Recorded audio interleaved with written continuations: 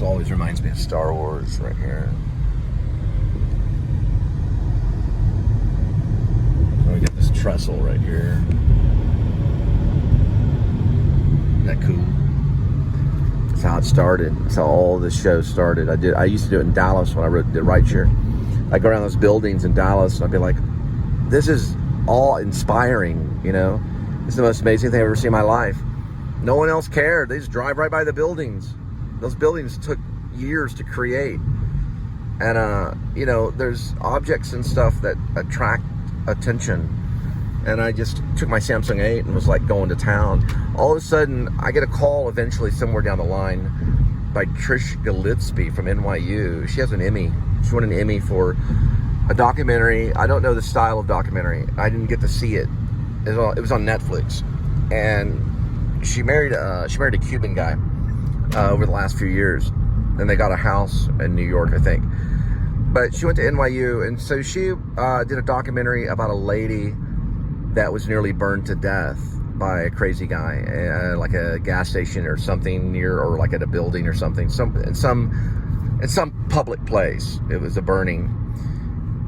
Since that movie has come out, there's been 2 people that have burned themselves to death in protest. It's horrible. It happened in Washington, D.C., and then there was another area in New York that it happened. And it's been going on since that documentary has been released. I told Trish after I saw it, she sent me behind the scenes documentary footage when she knew what I was doing with the Samsung 8. And right before the Please Subscribe show. So I was in the process of a feature called The Projectionist.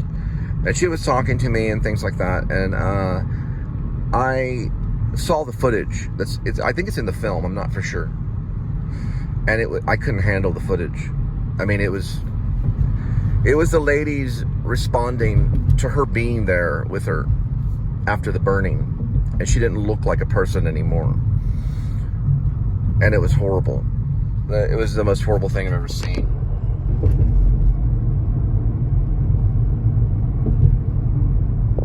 And I said, I think maybe you should do some editing, you know, kind of hinting.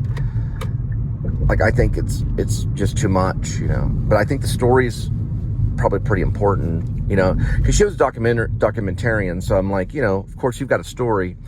But man, this is hard to watch, is all I was saying. It's like, it's very difficult. It makes me feel uncomfortable. And he's going to run, okay, it's running late. And I'm like, come on, you know. But she had probably signed contracts. I don't know what she had to go through. And the little girl in it, or the young lady in it, looks a little like Trish. That's what's crazy. The filmmaker. And I thought maybe Trish had used her own footage, her own home footage for it. I haven't been able to talk to her in a while because, well, there's the Burnett Park building. Yeah, because Trish is married. But I talked to her about my second marriage and the children and some of the response. She said that I was like Cassavetes because she knew I was an actor. And I said, oh, okay, well, you know. And I've only seen Husbands. I've seen a little bit of Woman Under the Influence. And I know of Cassavetes. I love Roman Polanski's Rosemary's Baby. So I know of him. But I'm not like a huge Cassavetes fan. But anyway, I talked to her and I was like, okay, well, you know, I can't wait to see it, you know, when it comes out on Netflix. At the time I was watching Netflix. I'm not a subscriber to Netflix any longer. My last year with Netflix was when I was watching Irishman and Once Upon a Time in Hollywood, things like that. Irishman had come on to Netflix. Regardless, I dropped my Netflix account eventually. I think I had it for more than 10 years. I was doing Netflix when they were doing it in the mail, back when Blockbuster was open. So I probably was doing Netflix in 2006 or 2007. I think I also dealt with the Blockbuster account where they would mail Blockbuster DVDs too as well, copying Netflix. So that would have been 2017. So more than 10 years, yeah. And I never thought I'd ever drop my Netflix account. But it got on Netflix. It wasn't her only one. She had done another one too, about unrest which was about mental illness slash I guess you could say a disease that prevents you from fully functioning, okay, like a normal person. I couldn't tell if these people were real or not. But it's when it basically cripples you to an extent. It's called unrest. And she was involved with that documentary that did make it on Netflix and got some attention. But the fire that took her won the Emmy. So I had already talked to Trish. She was already with Yellow Belly Films, Yellow Belly Films out in Brooklyn. And I thought, man, these people are struggling, you know. This is a small little film group. She talked about maybe coming, I'm with Drive Film Productions of Texas, but she talked about like maybe coming from Brooklyn, like flying from Brooklyn and doing a documentary. And I was like, yeah, you could be a part of it. You can be part of what I'm doing. You can kind of see what I'm doing on the outside, film what's going on and things like that. And she wanted to use video, which I thought was odd. I don't see anything wrong with digital, but she wanted to use videotape. So I was like, okay, you know, beta videotape or something. And I was all for it, but she got tangled up with the fire that took her, and she won the freaking Emmy. So they announced it, and like this was about a year ago, and I was blown away because I was talking to an Emmy winner. So she has an Emmy.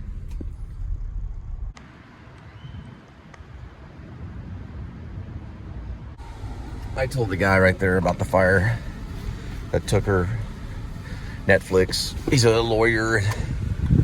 He's a big Better Call Saul fan, so you got to check it out. I haven't been able to watch it just because I don't have Netflix anymore. He seemed like a cool guy, kind of like Dale Griffith or something.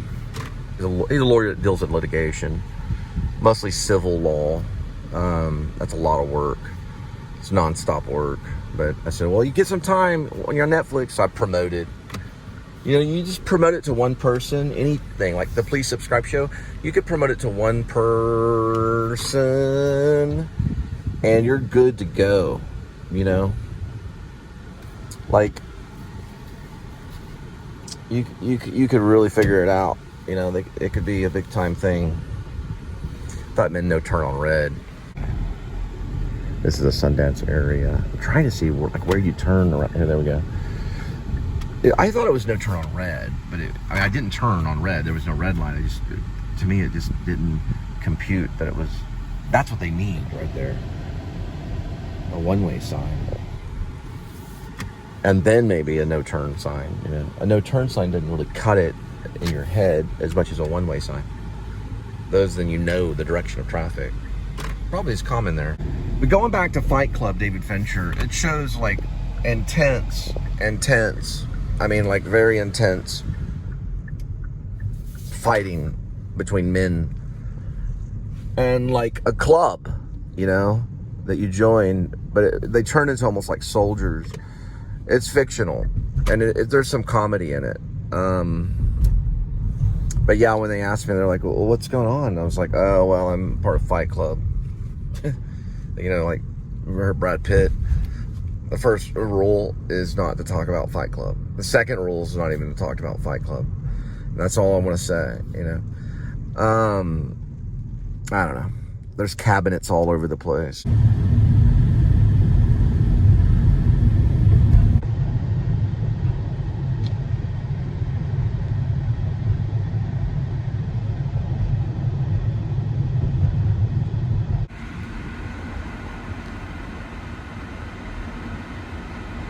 Now, I would tell actors, I would say, hey, listen, you know, some of you, not all of you, but some of you might get a knuckle sandwich. And the best thing to do is to stay calm. Get a cold compress. You can get a cold compress at CVS or whatever. It can happen on stage. They get hit with lights. Sometimes actors, they don't land the stage combat correctly. Or they run across Will Smith. But it can happen. Brando knows all about it. Brando's passed away, but Eli Kazan had to bail him out one time in New York City because people like to mouth off. No one mouthed off to Mark. Well, they did. I guess they did. Well, I don't know. Maybe they didn't. They probably did. But anyway, yeah, you got to be willing you gotta be tough. Tough is enough. And also, don't worry about the government. That's what David Byrne said. He said it in a song, and he meant it. I chatted with David Byrne well, not on the phone, but I was on Facebook Messenger. Pretty sure it was him. And then he did that unauthorized, you can only talk to me for a minute, pow. Where's Perfume Genius? But he didn't make any sense to me. He said, well, someone's messing with my Clark. Someone's messing with my Clark. What does that mean? So I figured it was him. Then I started writing a screenplay about it.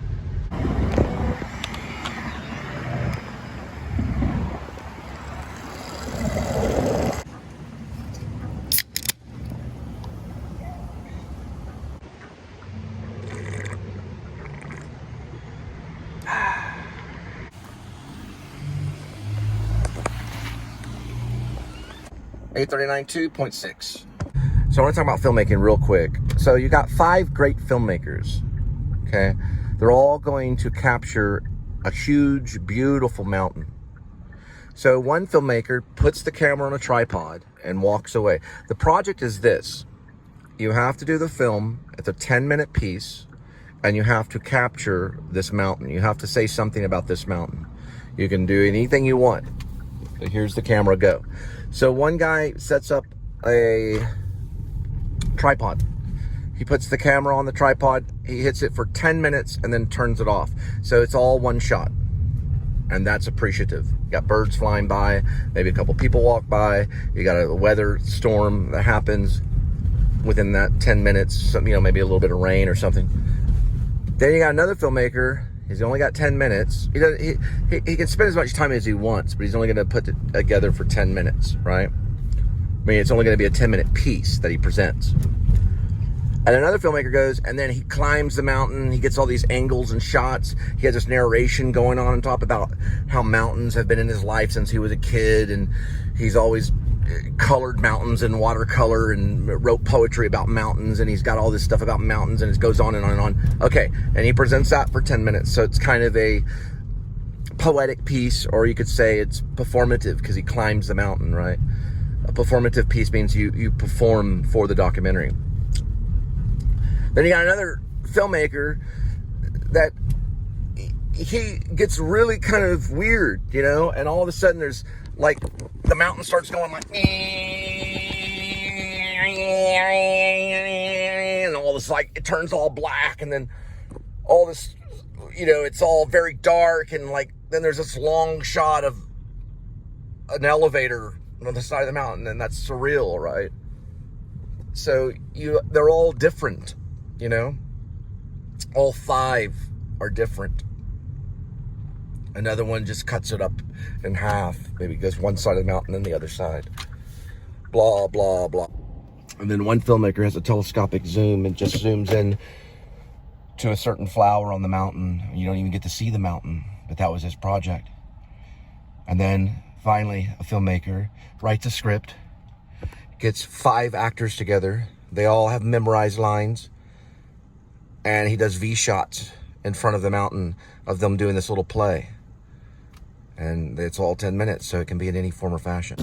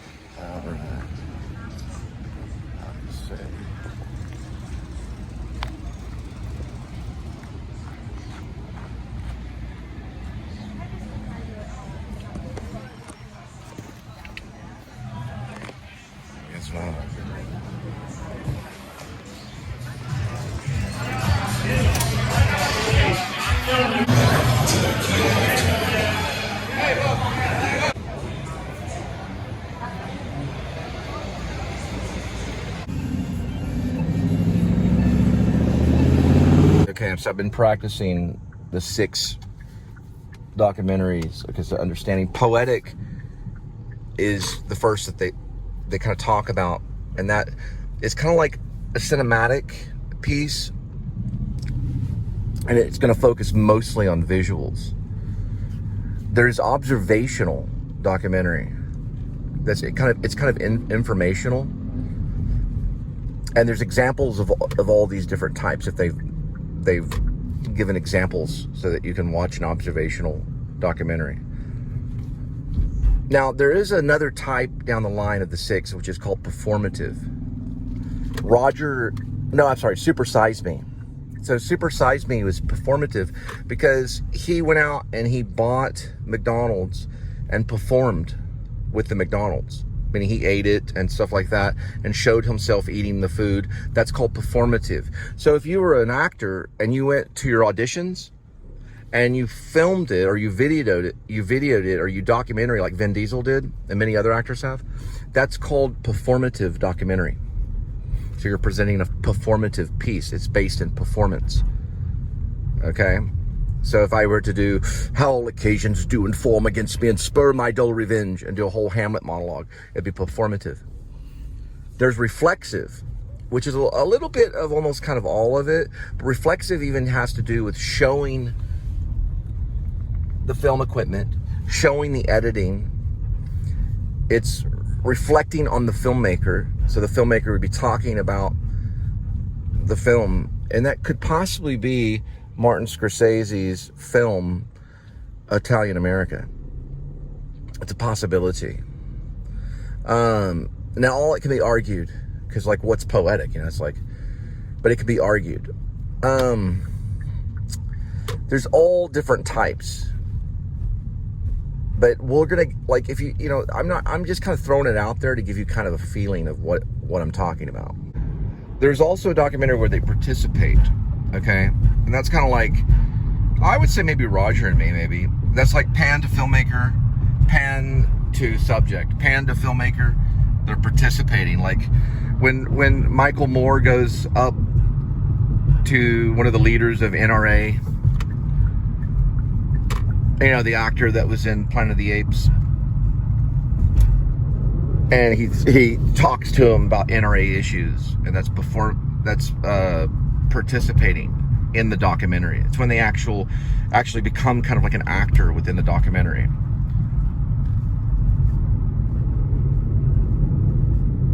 That's a form of it. There is a type of documentary where there was one with JFK. I think it's observational. It's older, it's black and white, and it's mostly just them filming. There's no sides that they take. There's also a documentary style called persuasive, where they take a persuasive style. Michael Moore does get persuasive. He did Roger and Me. He also did Bowling for Columbine. He's done tons of documentaries. He's written books too. I would say it's participatory. Okay, I could be wrong. Because he's participating in the documentary. Okay, now we want to talk about the Grizzly Man.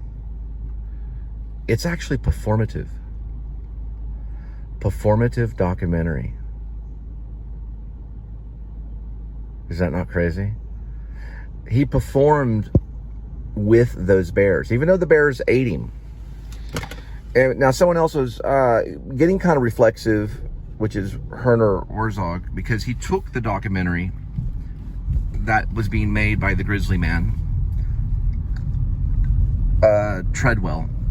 He took Treadwell's experience and then he made a movie out of it. Now, could Treadwell have sold that? Actually, Treadwell did. Treadwell's footage was on television. Treadwell's footage was taught in schools. Like, he would bring it to schools and show people his footage. He would cut pieces for television and things like that. Werner Herzog, he took the footage and revolutionized it and made it into an award-winning documentary, which could be argued that it's participatory or that it's performative, because Herzog also interacted with some of the people that knew Treadwell. Roger and Me might be participatory. Now listen, we can argue this stuff. I'm not laying down stone. I'm not laying down stones saying that this is the way that it is or this is the way that it isn't. I mean, you can argue it all you want, but what is like a vlog like Adam the Woo? Now, reflexive does deal with the community. It can deal with the community. A reflexive documentary can. And they can show the camera, they can show the editing, they can ask people how they feel, and they can respond to it. Reflexive interacts with the community. It's cool, the stuff that's going on. There's not one type of documentary. Now, we could say the same thing about noir films, narrative films, feature films that deal with noir or neo-noir. There's all different types of noir, right? There's different styles. Ask the Coen brothers. There's like 6 or 7 different styles of major noir or neo-noir writers. And styles where some have narration, some don't have narration, or some have voiceover. Okay, we could just say voiceover. And then some don't have voiceover, right? Because voiceover is sounding out the narration. Voiceover is making the narration known in words, right? When there's voiceover. So the vlog is hard to describe, but it's somewhere in the mix.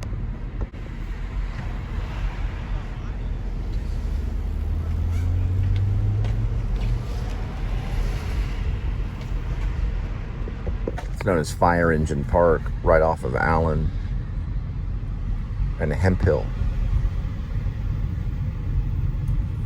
So now we know why we make plays, right? Because of Thesbis. So why do we make documentaries? It's the same reason why we write plays. We make documentaries the same reason why we make narrative films like Taxi Driver or Citizen Kane. It's the same reason. It's no different at all. And a lot of people will say that there's very little difference between a narrative film or fictional narrative film and an actual documentary. There's not a whole lot of big difference, especially when you're dealing with a poetic documentary, it's lyrical and it's cinematic, and it deals with the cinematographer big time. Cinematographer is going to be involved in every single type of documentary. You're going to have a cinematographer. When it comes to an actual documentary that's considered a documentary film. Because a film is motion picture. And of course, we love sound. All filmmakers love sound. They're all like musicians. The Bears. The Bears. The Bears. I wish Treadwell wouldn't have been killed by the Bears. Warzog had to get persuasive and take a stance on it. Or, you know, it was said, well, it's okay to go walking around with grizzly bears. Which, trust me, it's not. A grizzly bear will kill you, has no mercy. The snow in Maine, if you're in 20 degree below zero and you don't have a proper jacket, watch out. The snow has no mercy. A person with a knife, you can at least run. But you can't run from the snow. And it's very hard to run from a grizzly bear.